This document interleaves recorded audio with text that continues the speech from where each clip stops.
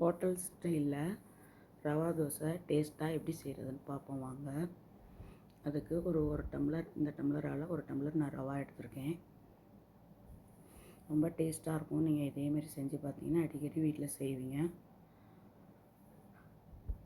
வீட்டிலே ரவா தோசை நல்லா டேஸ்ட்டாக எப்படி செய்கிறதுன்னு பார்க்கலாம். ஒரு டம்ளர் ரவா எடுத்துக்கிட்டு அதில் 1/4 டம்ளர் அளவு மைதா. நீங்கள் மெஷரிங் கப்பில் எடுத்தாலும் சரி, டம்ளர் அளவு எடுத்தாலும் சரி, நான் சொல்கிற அளவு பயன்படுத்திக்கோங்க. அடுத்து 1/4 டம்ளர் அரிசி மாவு. இந்த அளவு போதும். இதுக்கு மேலே வேறு எதுவும் நீங்கள் போட வேணாம். இந்த அளவு கலந்துக்கோங்க. அப்போ தான் ரவா தோசை டேஸ்ட்டாகவும் நல்லா தோசைக்கல்லில் ஊற்றும் போது எடுக்கிறதுக்கும் ஈஸியாக வரும். இது கொஞ்சம் நீங்கள் என்ன பண்ணுறீங்கன்னா, நல்லா தண்ணி ஊற்றி விஸ்க் வச்சு கரைச்சாலும் சரி, நம்ம கை வச்சு கட்டி இல்லாமல் கரைச்சி வச்சிடணும். நல்லா அந்த ரவாவை கரைக்கும் போது, ரவா மைதா அந்த கலவையை கரைக்கும் போது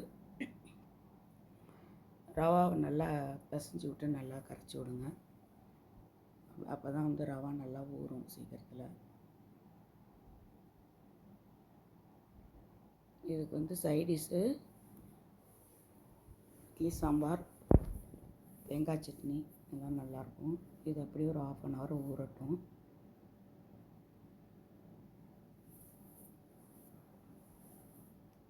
ஒரு 1/2 hour இது ஊறிடுச்சு. இதுக்கு ஒரு குழிக்கரண்டியில் ரீஃபண்ட் ஆயில் ஊற்றிக்கோங்க.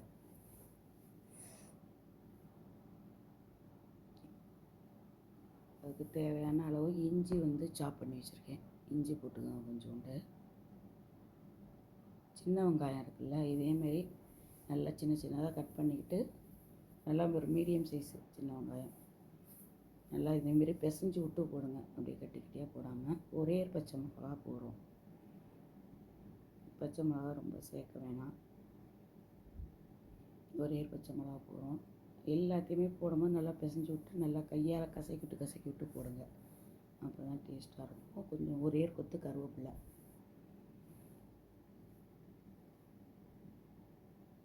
போட்டு நல்லா நீங்கள் நல்லா கரைச்சி வச்சுக்கோங்க.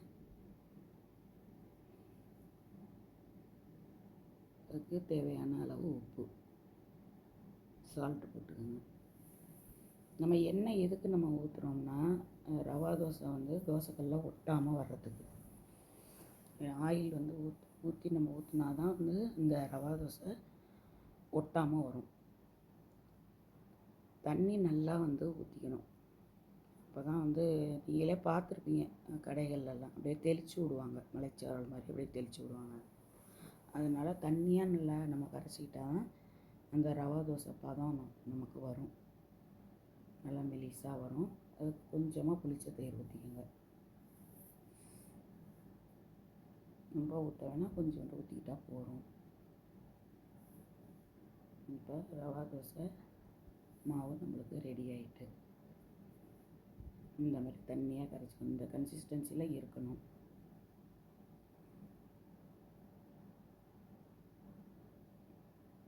அப்புறம் அதில் ஒரு 10 மிளகு வேணும். அந்த அளவு போட்டுக்கோங்க.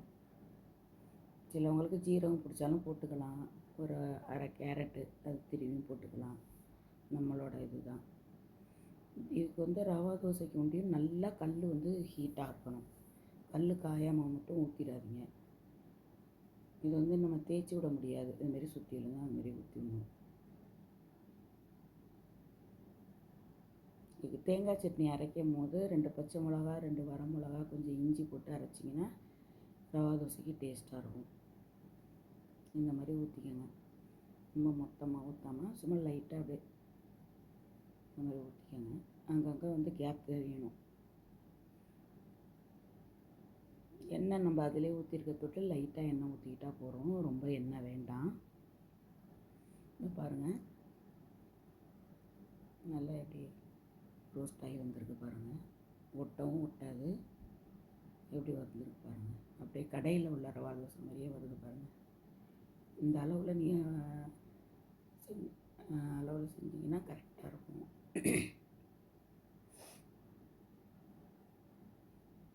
இதே மாதிரி ஊற்றிக்கோங்க. ஊற்றி சுட சுட சர்வ் பண்ணுங்கள்.